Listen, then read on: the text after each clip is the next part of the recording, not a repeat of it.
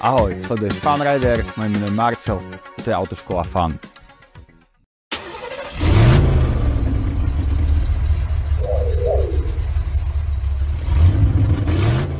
Ahojte, čaute naši milovaní diváci. Dnes ideme sa naučiť najzákladnejší základ, alebo teda jeden z najzákladnejších základov, a teda ideme sa naučiť rozbiehať a ideme sa naučiť radiť rýchlosti a ideme sa to naučiť spojiť dokopy. Toľko k úvodu, poďme rovno na to.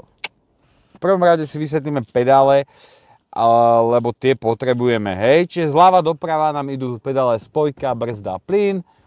Ľavá noha ovláda vždy iba ľavý pedál, čiže spojku, ovláda sa takýmto spôsobom, ako vidíme teraz na tom druhom videu, že vlastne päta nemusí byť, môže byť takto položená na podlahe, ale aj tak nám to nepomôže, lebo tá noha musí celá behať hore-dolu, hej, takýmto spôsobom. Brzda a plyn sa používa pravou nohou a takto si budeme prehadzovať, hej. Vždycky si nájdem nejaký ten oporný bod na pätu. Nesmie byť päta vo vzduchu, keď používam brzdu, lebo ty keď použiješ brzdu a päta bude vo vzduchu, tak vlastne zatlačíš celou svojou zotrvačnosťou do toho pedálu a vlastne ešte tým duplom viacej zabrzdíš a tým pádom ešte viacej tvojej zotrvačnosti ide a zase viacej a proste to je ako keby si vyhodil padák alebo kotvu von z auto, hej? Čiže brzda plyn, takýmto spôsobom prehadzujem stále napätie. Nesmiem mať pätu vo vzduchu, no a kde už tú pätu si položíte je na vás, ale určite ja odporúčam niekde pod brzdou, lebo ty keď pridávaš plyn, tak ti stačí takto jemnučko, ale keď brzdíš, tak potrebuješ celé sily dupnúť na tú brzdu niekedy a ťažko sa ti bude brzdiť, keď budeš mať takýmto spôsobom do kríža, hej. V druhom rade je dôležité si vysvetliť, ako sa používa radiaca páka, takže máte pod dovnútra a ukážeme si, ako sa používa radiaca páka.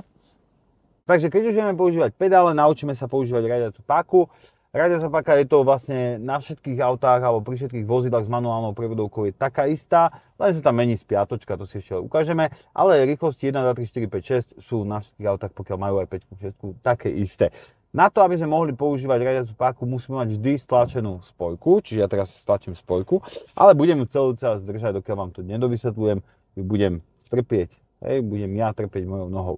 OK, poďme na to. Záber na paku, prosím.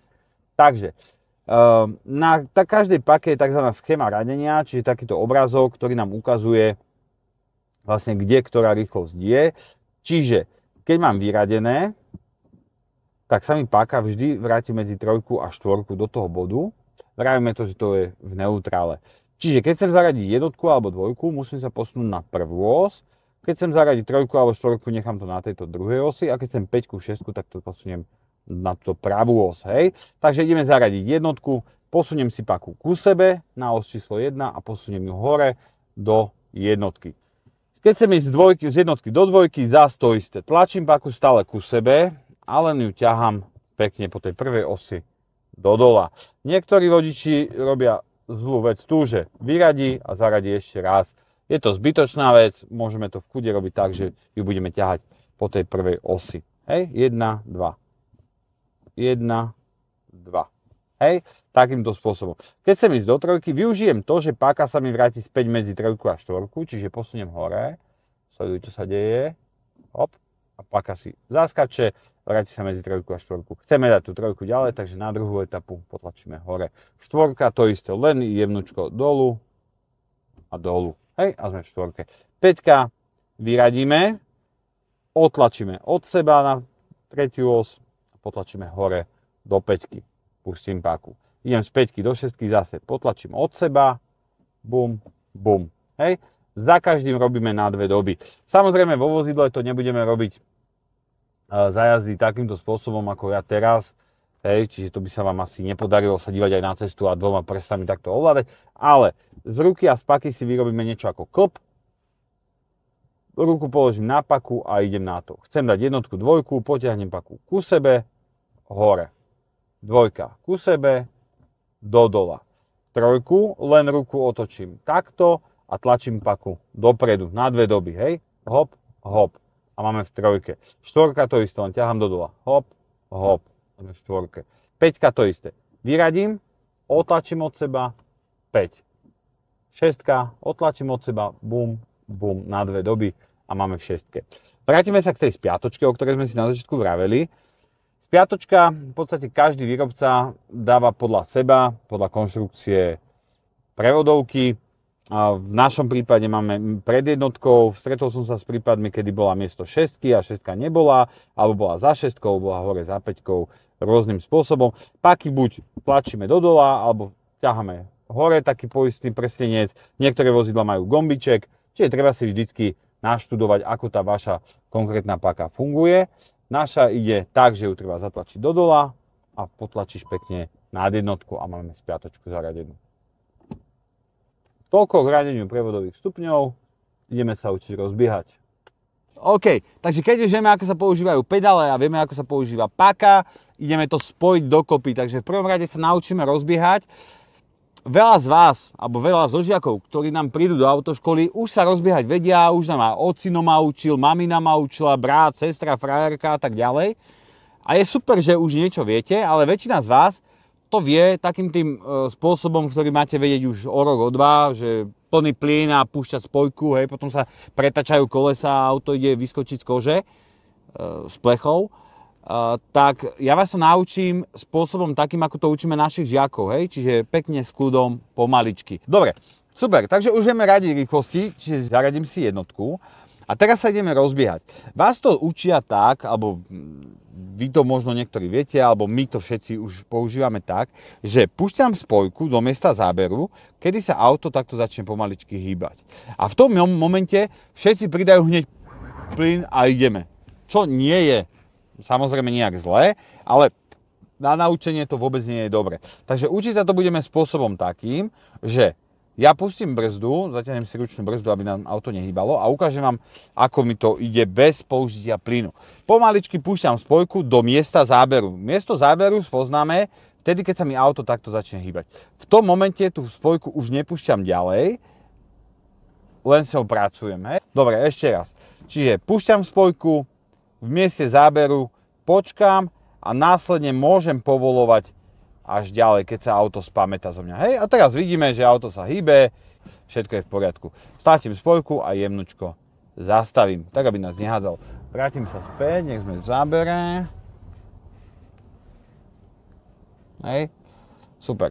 Toto si zopakujeme zo 5 razy, zo 10 razy a tým pádom sa vieme rozbiehať. Hej, čiže my si to ešte ukážeme ešte raz.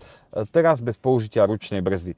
Keďže sme v kopčeku jemnom, miernom, pustím brzdu a auto začne automaticky cúvať, ide dolu kopcov. Poznáme to aj z bicyklovania, aj z korčovania, aj zo všetkého. Takže zaradím si jednotku. Nepustím spojku až do momentu, kedy necítim, že auto je v tom zábere, keď sa mi začína hýbať, hej. Čiže držím brzdu, pomaličky povolujem spojku a teraz už počujem, auto začalo tak ako trošku vibrovať, trošku viacej vrčať a pustím brzdu, hej. Auto sa automaticky začne hýbať a vtedy môžem spojku posúvať ďalej, hej. Plyn stlačený nemám, len som si dal labku nabok. Hej, toľko k tomu, máme rozbiehanie, vieme sa rozbiehať. OK. Takže už sme to všetko sa naučili, už vieme, na čo máme pedále, vieme, ako sa používa riadiaca páka, vieme sa rozbehnúť bez plynu a teraz sa to ideme naučiť v podstate s plynom a ideme sa to naučiť robiť tak, aby sme sa vedeli rozbehnúť a použiť jednotku, dvojku a dajme tomu trojku. Pri trojke asi skončíme, lebo máme tam prekažku, čiže sa nám nebude dať viacej rozbehnúť. No, ja si cúvnem a pôjdeme pekne od začiatku cvičiska. Máme také špeciálne cvičisko dlhé, asi 300-400 metrové, takže všetko sa tu vieme učiť. Čiže neváhaj a poď ku nám do autoškoly. Dobre, takže ideme na to. Využili sme na reklamnú vložku, takúto pauzičku. To je ako na majstrovstvách sveta. OK, dám jednotku, ideme sa rozbehnúť. Čiže využijeme to, že držím brzdu, aby sa mi auto nezačalo hýbať. Pustím brzdu a auto sa hýbe, takže ja ju držím. Pomaličky pustím spojku do záberu. Auto začína zaberať, púšťam brzdu, pridávam plyn a ďalej sa rozbiehame. Hej. Takýmto štýlom idem rýchlosťou možno 15-20, čiže zviníme si na 20, teraz máme 22 a ideme do kopčeka, takže potrebujeme mať viacej, lebo keď stlačím spojku, tá rýchlosť začne klesať ako na bicykli. Prestaneš šlapať, prestaneš ťahať a preradím pomaličky do dvojky. Hej, púšťam spojku, a pridávam zase plyn a pomaly ideme ďalej, hej, a udržiavam si rýchlosť. Otočím sa, smerovečka. Super, takže teraz ideme 1, 2, 3 vyskúšať, dúfajme, že to zvládnem. Takže dám jednotku, povolujem brzdu, lebo ideme dolu kopcom, hej, čiže môžem povoliť a auto, keby sa aj rozbehlo, tak mi iba pomôže. Pomaličky púšťam spojku a súčasne pridávam plyn. Pridám si plyn, púšťam spojku. Mám 15 až 17 teraz, ideme spojka, raz, 2 na 2 etapy a radím dvojku. Zase sa rozbehnem na nejakých 25-30, som okolo 2000 otáčok, môžem radiť spojka, hop, hop, na 2 doby, púšťam a idem, 30 km rýchlosťou. Budeme brzdiť, lebo... Nie. OK. Hej, teraz sa nám zapolo žabésko, lebo je to tu celé namrznuté. Super, vyskúšame to ešte raz, poďme na to. Smerovka, natočím volant, otočíme sa, nikde nikoho. Zastavíme, vyrovnáme volant a ideme na to. Skontrolujem, či mám zaradenú jednotku, čiže 1. Idem na to. Púšťam spojku, trošku mi to prešmikuje, takže musím s citom púšťať spojku. Rozbehneme 15 až 20 a hop, hop, dvojka. Púšťam spojku, kleslo mi to až na 15. Idem na nejakých 25-30. Mám 30, púšťam plyn, púšťam plyn, stlačam spojku a radím. Tak, vybavené. Keď mám zaradené, púšťam spojku, stlačam plyn. Nikdy nerobíme to, a to sa nám často stáva v autoškole, že nám žiaci, keď sa to učíme, zabudnú povoliť plyn. Ako náhle preradzuješ, stlačíš spojku a púšťaš plyn, aby sa ti nestalo to, čo ti teraz ukážem. Hej, čiže idem preradiť z jednotky do dvojky a žiak v tom strese stlačí spojku a nechá pridaný plyn a diví sa, že čo nám tu tak hučí. Hej, čiže vtedy, v momente, ako náhle idem preradiť, treba pustiť plyn. Super, takže sme sa naučili rozbiehať, radiť rýchlosti a používať toto všetko dokopy. Výborne, ideme odtiaľto preč, všetko už vieme, nezabudnite si dať lajky, nezabudnite si dať odbery, nezabudnite sa ku nám prihlásiť do autoškoly, kto ešte nemá vodičák a my sa na vás tešíme. Keby ste mali nejakú otázku, mali by ste nejaký problém, čo by ste chceli pomôcť vyriešiť, neviete sa zhodnúť doma s otcom, s mamou na riešení nejakej križovatky, v kľude nám ju odfoťte, natočte, pošlite, namalujte, to je jedno. My vám určite radi odpovieme aj na každú takúto otázočku a týmto sa s vami lúčim, vidíme sa na budúce. Čaute, ahojte.